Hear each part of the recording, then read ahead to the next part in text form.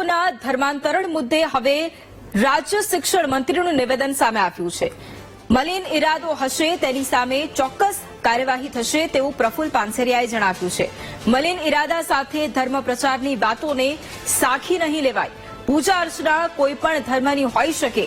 તાપીમાં રામકથામાં રાજ્ય શિક્ષણ મંત્રીએ હાજરી આપી હતી અને ધર્મ પરિવર્તન પર અગાઉ ગૃહ રાજ્યમંત્રી હર્ષ સંઘવીએ પણ ટકોર કરી હતી અને હવે મંત્રી પ્રફુલ્લ પાનસેરિયાએ પણ આ મુદ્દે નિવેદન આપ્યું છે।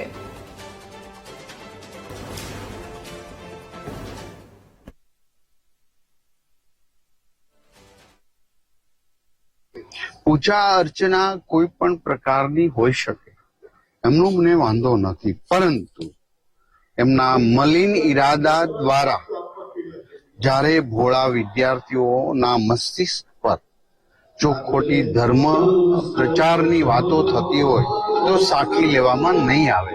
એ પાકું છે, દરેકને રહેવાનો, દરેકને પૂજા અર્ચનાનો અમે વિરોધ નથી કરતા, અમે આદર પણ કરીએ છીએ, પરંતુ આ વિસ્તાર એક મૂળ સનાતન વિસ્તાર છે, માં શબરીનો વિસ્તાર છે, આ માં શબરીએ કરેલા તપનો વિસ્તાર છે, ત્યારે આવી કોઈ ઇલીગલ પ્રવૃત્તિને અમે સાંખી લેશું નહીં।